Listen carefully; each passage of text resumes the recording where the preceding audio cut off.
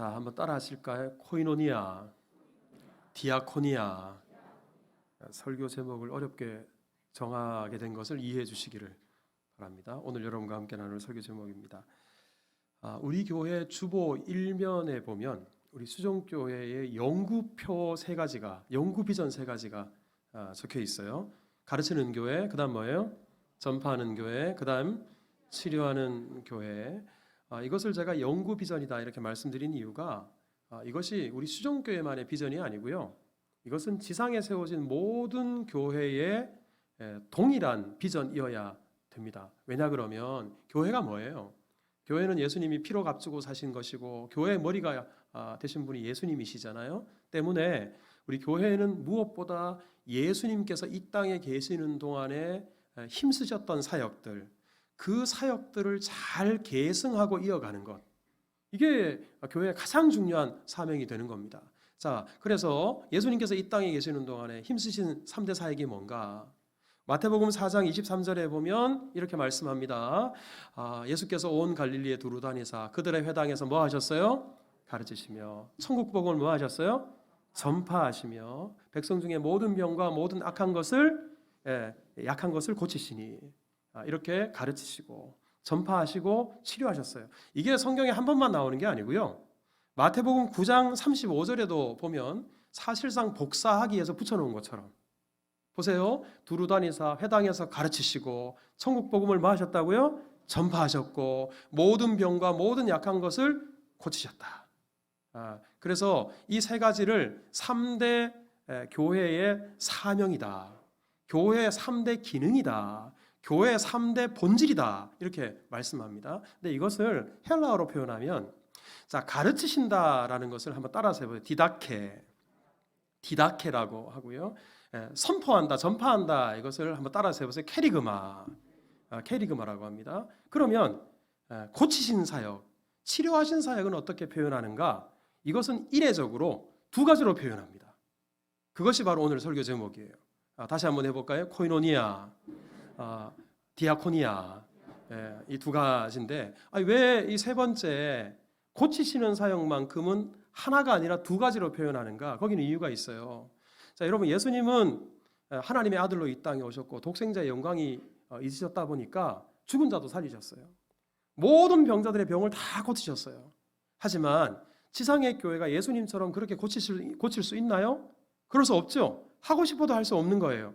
그럼 예수님이 고치시는 사역이 무엇인가? 이것은 우리 이웃들을 예수님께서 돌보시고 베푼 것이고 그들을 섬기신 것입니다. 그래서 코이노니아라는 말이 베풀다, 나누다, 교제한다 이런 의미도 있지만 그런 의미고요. 디아코니아라는 말이 섬긴다라는 뜻이에요. 그래서 오늘날 현대교회가, 그러니까 예수님께서 행하신 이 치료하는 사역, 고치는 사역은 바로 코이노니아를 통해서 이루어져야 되고 디아코니아를 통해서 이루어져야 된다라는 겁니다. 자, 그래서 오늘 저는 여러분들과 함께 우리 교회의 3대 비전이기도 하고 예수님의 3대 사역이기도 한 이 중요한 본질 중에 세 번째, 치료하는 사역, 고치는 사역의 두 가지, 바로 코이노니아, 디아코니아의 말씀을 여러분들과 함께 나누려고 합니다. 저는 오늘 말씀을 통해서 우리 코이노니아의 의미가 뭔지, 디아코니아의 의미가 뭔지, 그리고 이 코이노니아와 디아코니아를 둘로 연결시킨, 하나로 묶어놓은 이유가 또 뭔지, 또 오늘날 우리가 이 코이노니아와 디아코니아를 어떻게 실천하며 살아갈 수 있을지, 이 말씀을 여러분들과 함께 나누고자 합니다. 자, 우리 먼저 다시 한번 따라합시다. 코이노니아. 자, 오늘 이 코이노니아의 의미를 우리가 알려면 오늘 본문을 좀 보셔야 되는데, 자, 10절을 한번 보세요. 오늘 읽지 않았습니다만 10절을 보시면 내가 주 안에서 크게 기뻐한다. 사도 바울이 그냥 기뻐하는 것도 아니고 아주 크게 기뻐했다, 기쁜 일이 있었다는 겁니다. 바울이 왜 이렇게 크게 기뻐했는가? 거기는 이유가 있어요. 자, 18절을 여러분 한번 보세요. 18절에 보면 우리 앞부분에 이렇게 말합니다. 에바브로디도 편에 너희가 준 것을 내가 받아서 풍족하게 되었어. 그래서 기쁘다. 이렇게 말을 한 겁니다. 간단하게 말해서 빌립보 교회 성도들이 헌금을 모아서 바울에게 보낸 거예요. 그 헌금을 받고 기뻤는데 그냥 기쁜 게 아니라 크게 기뻤다라는 말입니다. 여기서 이런 질문을 하게 돼요. 바울이 그렇게 돈을 좋아하는 사람이었단 말인가? 다른 것에 이렇게 크게 기쁘다라고 표현한 적이 있었던가? 이런 생각을 하게 됩니다. 여러분, 물론 돈 좋아하는 사람이 어디 있겠어요? 여러분들 중에 돈 싫어하는 분들 계십니까? 저 또한 돈을 좋아합니다. 다 돈을 좋아하고요. 더구나 바울은 후원교회, 후원자 한 명 저대로 없었던 사람이에요. 요즘 현대교회 스타일로 선교가 이루어지지 않았던 시대니까.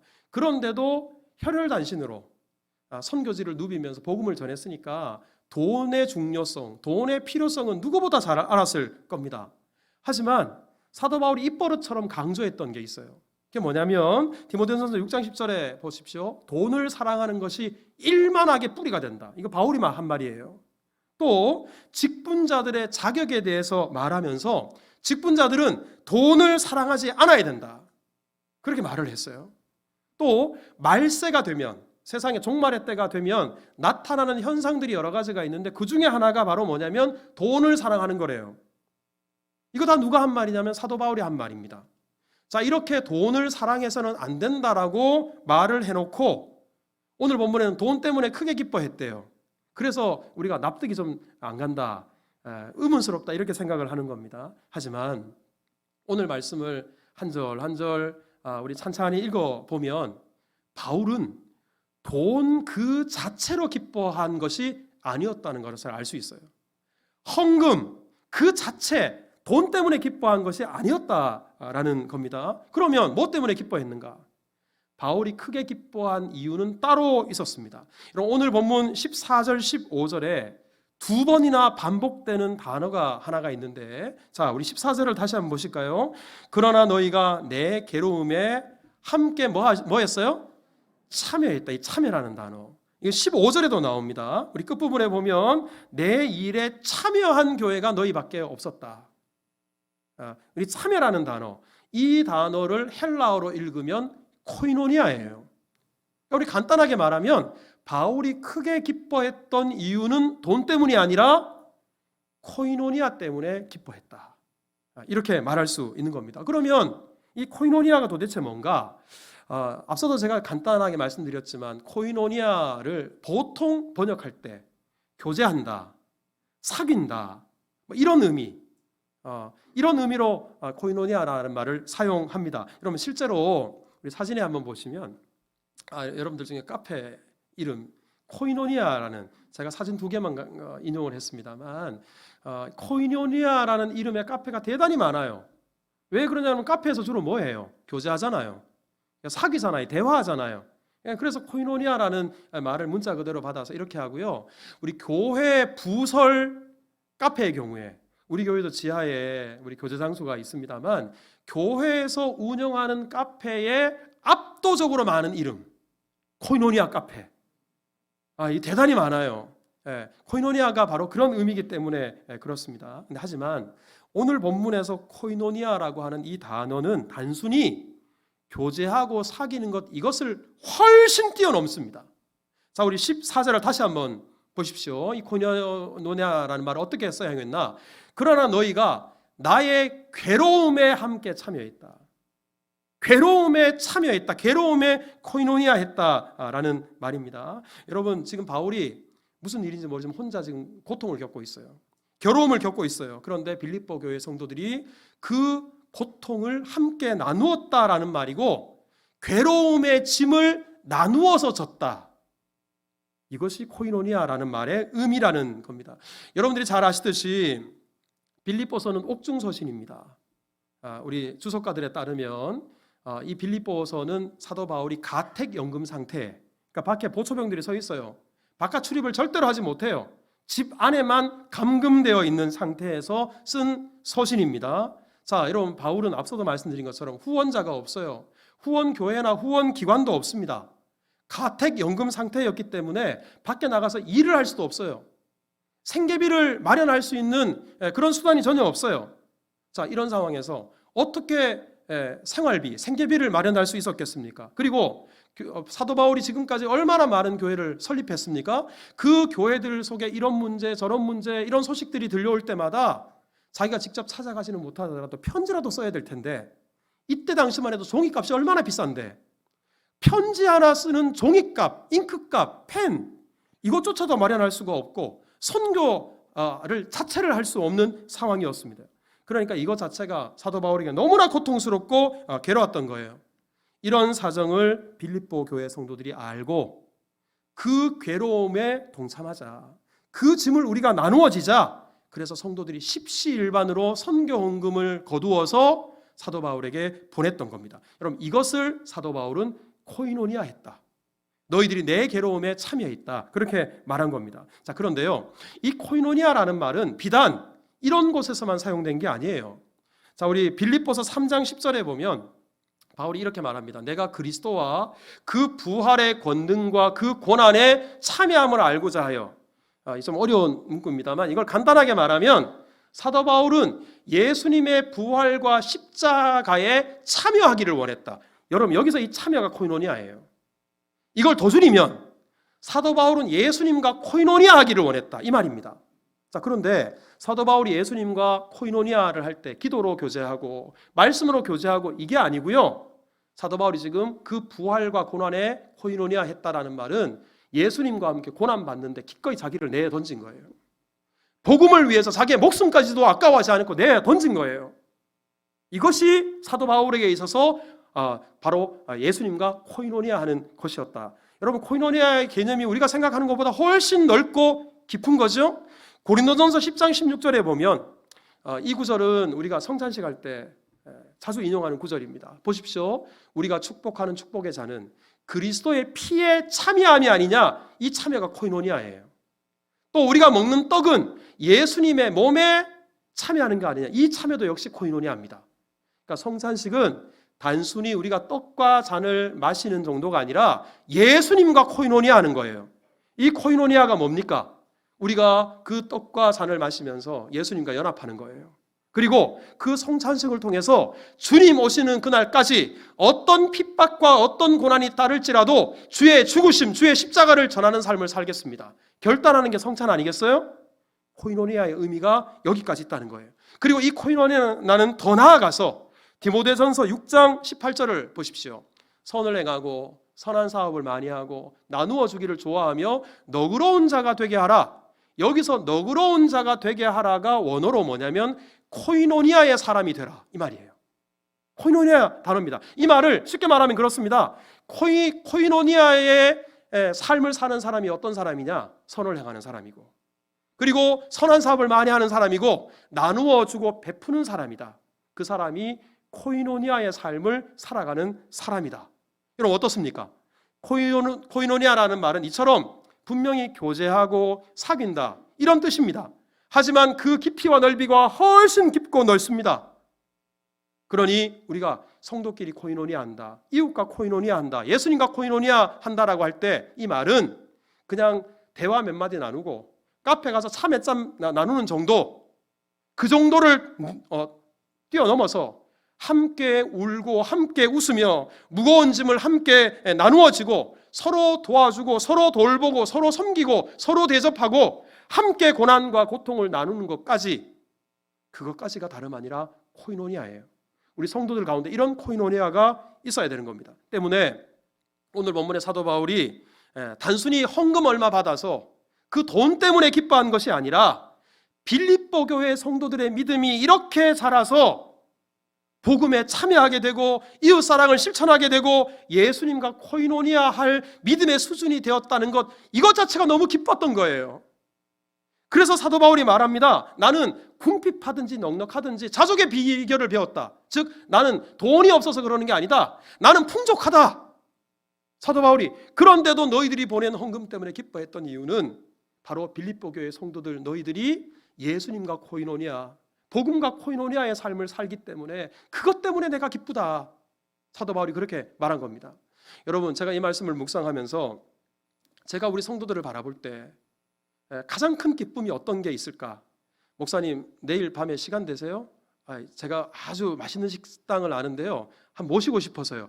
제가 그게 기쁜 게 아니고요, 이 성도님들의 믿음이 자라서 코이노니아의 삶을 살아가는 모습을 보는 것, 이것보다 더 기쁜 일이 없어요. 봉사할 줄 모르고 섬길 줄 몰랐던 분들이 주를 섬기고 우리 이웃들에게 봉사하는 삶을 살아가기 시작합니다. 너무 기쁜 일이죠. 제가 지난 추수감사절 헌금 때 참 감격스럽고 기뻤다는 말씀 뭐예요? 우리 2021년에 비해서 2022년 추수감사절 헌금이 많아진 게 아니에요. 조금 많아졌어요.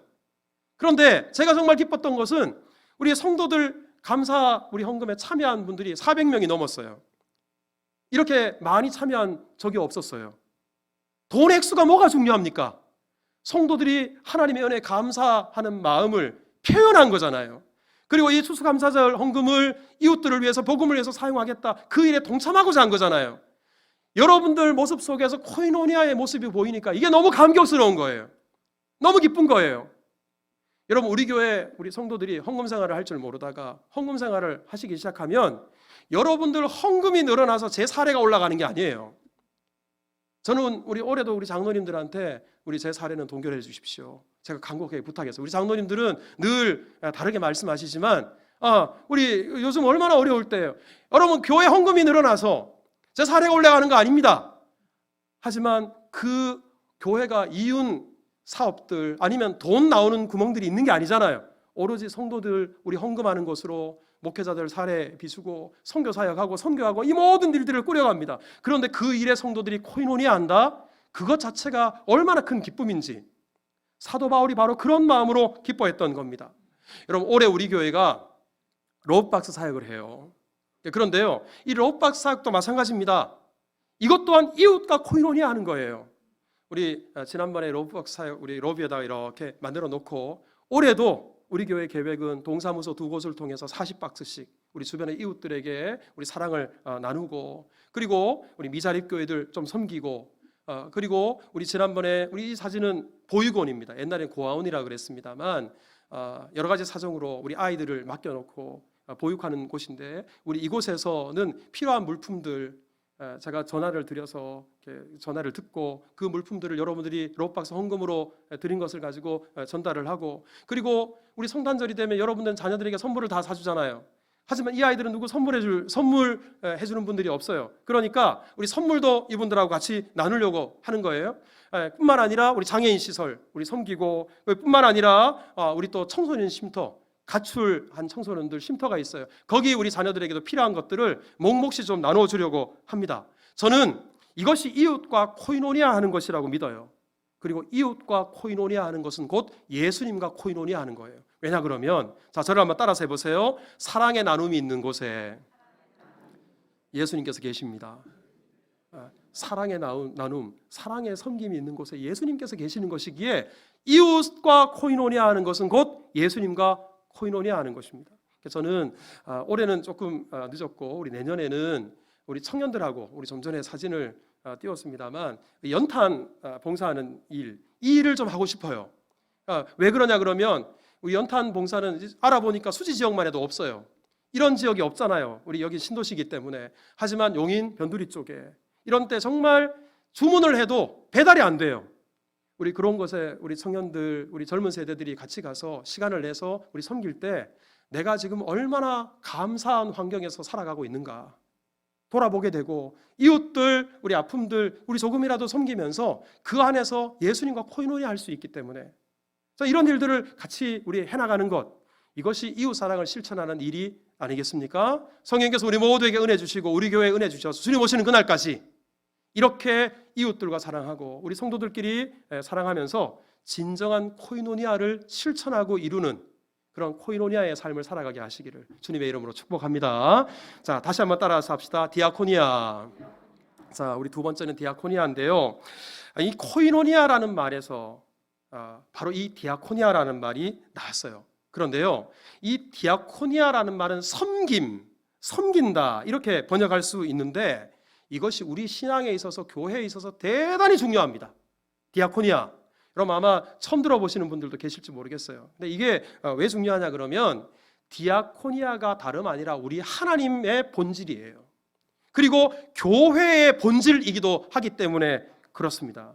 여러분 성경은 우리 하나님을 어떻게 소개하느냐? 일하시는 하나님, 우리를 섬기시는 하나님, 즉 하나님을 디아코니아의 하나님이라고 소개해요. 예수님께서 요한복음 5장 17절에 이렇게 말씀합니다. 내 아버지께서 이제까지 일하시니, 하나님은 계속해서 일하세요. 자, 여러분, 하나님이 어떤 일을 하십니까? 천지를 창조하시고 나서 창조한 이후에 그냥 내팽개쳐 놓으신 게 아니에요. 창조한 만물을 섭리하십니다. 그럼 섭리라는 말은 유지하고 보존하고 보호하는 것을 가리켜요. 이것을 위해서 지금도 하나님은 일하십니다. 여러분, 뿐만 아니라 하나님은 우리를 지키시는 자가 되죠. 여러분, 우리를 지키시는 하나님은 졸지도 않으시고 주무시지도 아니하십니다. 우리 섬기시는 거죠. 하나님의 섬김의 끝판왕이 뭐냐? 예수님께서 이렇게 말씀하셨어요. 마태복음 20장 28절에 인자가 온 것은 섬김을 받으려 함이 아니라 도리어 섬기려 하고 자기 목숨을 많은 사람의 대속물로 주려 함이라. 우리의 죄, 우리가 어찌 해결할 수 없어서 지옥, 형벌, 멸망에 처하게 되어 있어요. 그런데 하나밖에 없는 아들을 우리 대신 내어주심으로 우리 죄를 예수님 대신 짊어지게 하셨습니다. 우리의 모든 죄를 해결하고 죽기까지 우리를 위해서 섬기셨어요. 여러분, 여기서 섬기려 하고 이 말이 다름 아니라 디아코니아예요. 우리 하나님이 우리를 섬기신 겁니다. 여러분, 이처럼 하나님의 본질이 디아코니아입니다. 하나님은 디아코니아의 하나님인 거예요. 여러분, 이것은 교회도 마찬가지예요. 교회의 본질도 디아코니아입니다. 여러분, 교회에 대해서 로마서 12장 5절이 이렇게 말씀해요. 보세요. 이와 같이 우리 많은 사람이 그리스도 안에서 한 몸이 되어 서로 지체가 되었느니라. 여러분, 교회는 건물이 아니에요. 건물은 예배당이라고 해야 정확해요. 교회는 여기 말씀처럼 많은 사람이 그리스도 안에서 한 몸이 되어서 지체가 되는 것, 이게 교회입니다. 자, 그러면 이게 교회인데 이 교회가 어떤 일을 해야 되나? 어떤 일을 힘써야 되나? 자, 7절을 한번 보세요. 섬기는 일이면 섬기는 일로, 가르치는 자는 가르치는 일로, 위로하는 자는 위로하는 일로, 구제하는 자는 성실함으로, 다스리는 자는 부지런함으로, 긍휼을 베푸는 자는 즐거움으로 할 것이니라. 이 모두가 다 뭐예요? 섬기는 일이에요. 교회의 본질이 다른 데 있는 게 아니라 섬기는 것, 디아코니아에 있는 것이고, 그것을 회복하고 그 일을 힘쓰는 것이 교회가 마땅히 해야 될 일이라는 겁니다. 여러분, 흥미로운 것은 우리 교회에 오시면 교회 안에 직분자들이 있잖아요. 그 직분자들 중에 가장 많은 직분이 뭘까요? 목사가 가장 많을까요? 목사는 몇 사람 안 되죠. 장로 직분이 많을까요? 우리 장로님 몇 분 안 되시죠? 교회에서 가장 많은 직분이 다름 아니라 집사 직분입니다. 그런데요, 이 집사가 헬라어로 디아코노스예요. 디아코니아, 섬김이라는 말에서 디아코노스가 나와서 집사라는 말의 뜻이 섬기는 사람입니다. 근데 중요한 것은 이 집사가 교회 모든 직분의 출발점이에요. 집사를 통해서 다 직분들 더 중한 직분으로 옮겨갑니다. 이것이 우리에게 시사하는 바가 무엇인가? 교회의 모든 직분은 계급이 아니고 감투가 아니고 철저하게 섬기는 직분이고 봉사 직분이다라는 겁니다. 이걸 우리에게 보여주는 거예요. 때문에 우리 교회 처음 오신 분들은 우리 수정교회 주보를 보니까 담임 목사 이름이 맨 위에 있고, 늘 담임 목사가 강단 위에 제일 높은 데 서가지고 이렇게 큰 소리 치고 있고, 그러니까 교회에서 제일 높은 사람이 담임 목사구나, 저 사람이 교회에서 군림하는구나, 대장이구나, 대접을 많이 받는 사람이구나, 이렇게 생각할지 모르겠으나 여러분, 담임 목사는 교회에서 가장 많이 섬겨야 되는 사람이에요. 비록 제가 부족하여 그 삶을 살지 못하고 있지만 목사는 가장 많이 섬겨야 되는 사람이에요. 그러면 장로님들은 그 다음으로 많이 섬겨야 되는 분들이에요. 안수집사님들, 권사님들은 그 다음으로 더 많이 섬겨야 되는 분들이에요.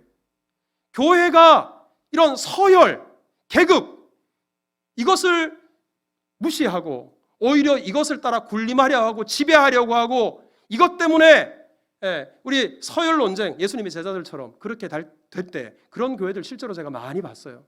그런 교회들은 망조동 교회예요. 교회는 철저하게 모든 직분자들이 그래, 내가 더 많이 섬겨야 되겠다, 이런 마음으로 직분을 받아야 되고, 그 직분을 감당해야 은혜가 되고 사람 냄새 안 나고 예수님 냄새가 나는 교회가 될 수 있는 겁니다. 그래서 여러분, 우리 집사라는 직분만, 제가 지금 디아코니아를 말하고 있으니까 이 집사라는 직분이 성경이 기록될 당시만 하더라도, 디아코노스라는 말이 어떤 의미냐 그러면, 우리 주인이 식탁에서 밥 먹을 때 옆에서 수건 이렇게 들고 허리 숙이고 그 식사 시중을 드는 사람을 디아코노스라 그랬어요. 그 집사라는 말이 당시 사람들에게 그렇게 인식이 되었습니다. 그럼에도 불구하고 디모데전서 3장 1절에 보면 보십시오. 미쁘다 이 말이요, 모든 사람들이 직분을 얻으려고 직분을 사모했다 그랬어요. 물론 여기에 감독이라는 말이 있지만 감독, 장로, 집사를 모든 당시 초대교회 성도들이 사모했습니다. 식사시중이나 드는 그런 직분인데, 그럼에도 불구하고 왜 이렇게 했는가?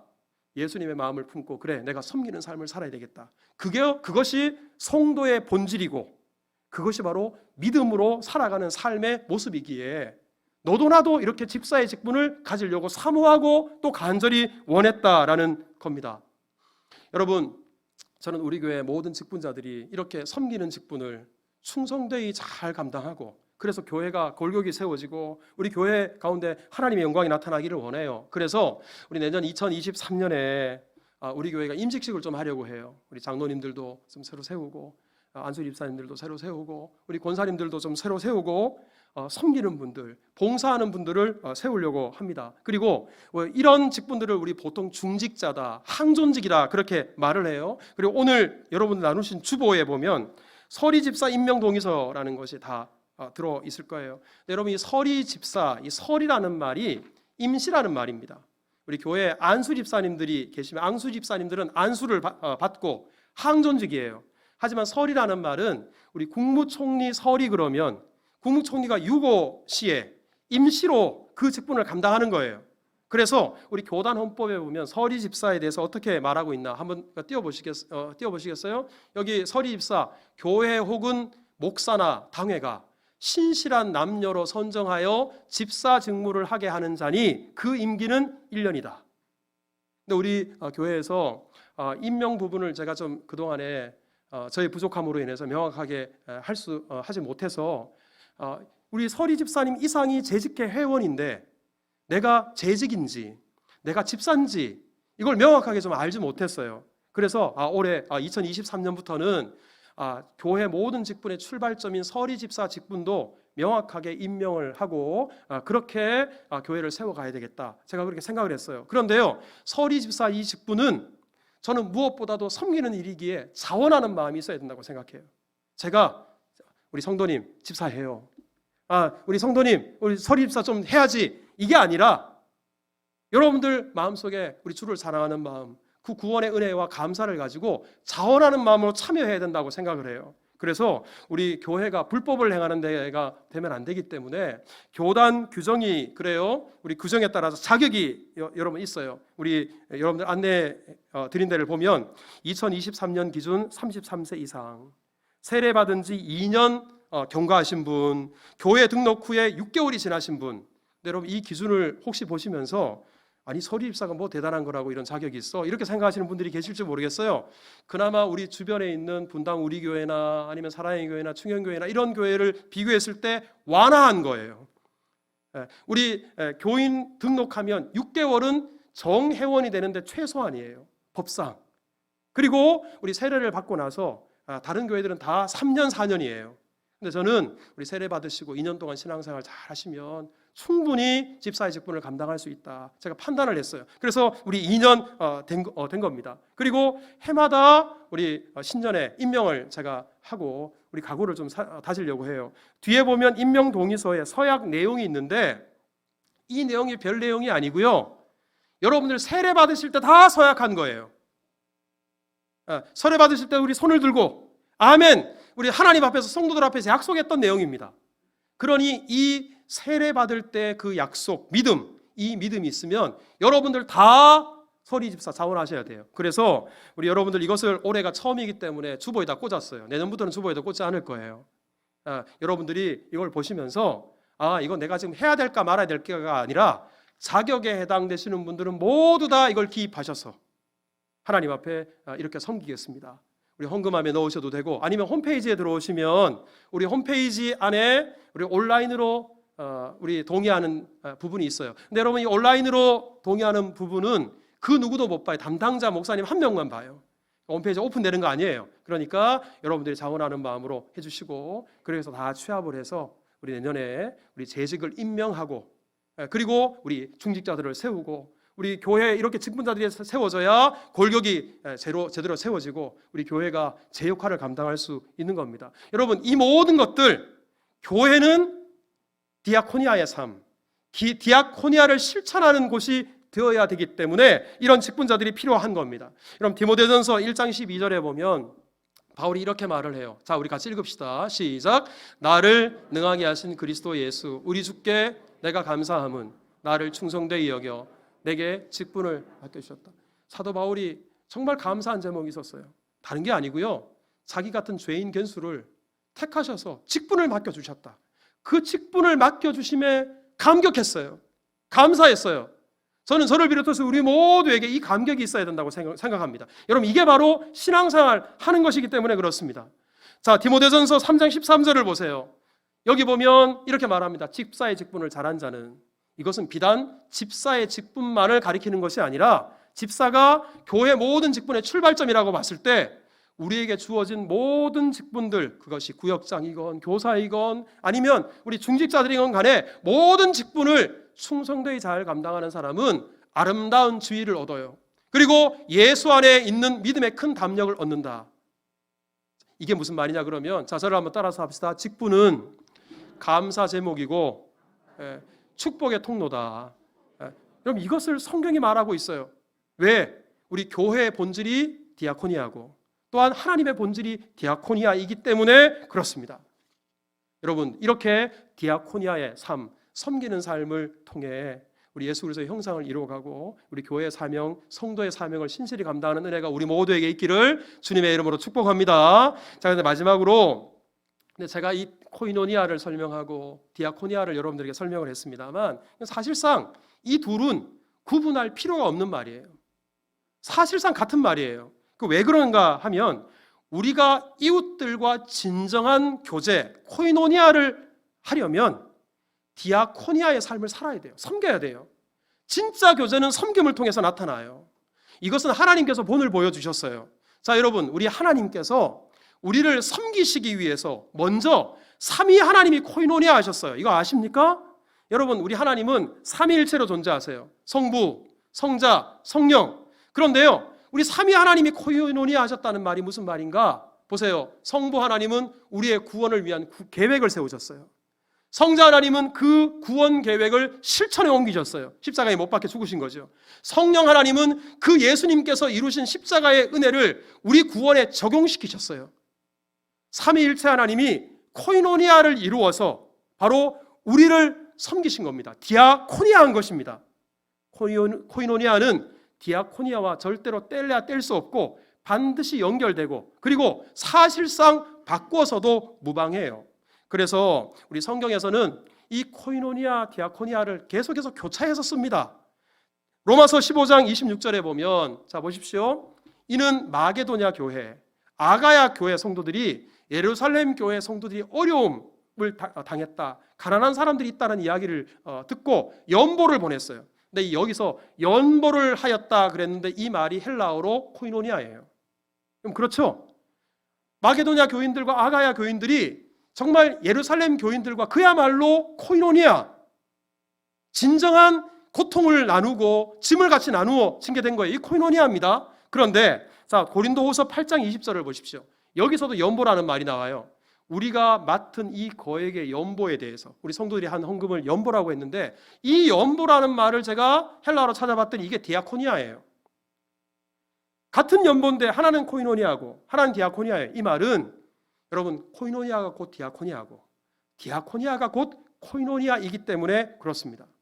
나눔과 섬김은 뗄래야 뗄 수 없는 것이고 이것이 조화를 이루어서 결국 그리스도의 몸을 세울 뿐만 아니라 예수님과 진정한 교제를 나눌 수 있게 하는 것이 되기 때문에 그렇습니다. 여러분, 2022년 한 해가 저물어가고 있습니다. 올 한 해 우리는 과연 얼마나 코이노니아의 삶을 살았는지 그리고 디아코니아의 삶을 살았는지 우리가 좀 부족했다면 우리 하나님의 본질이고 교회 사명이고 우리 모두가 힘써야 될 이 코이노니아, 디아코니아 이 말씀 붙잡고 내년에는 정말 이런 삶의 모습을 통해 우리 교회는 더욱 건실히 세워져 가고 우리 영혼은 살찌고 하나님의 영광을 드러내는 그리고 이웃들에게 복음을 귀하게 전하고 축복의 통로로 우리 살아가는 모든 성도 교회가 될 수 있기를 주님의 이름으로 축복합니다.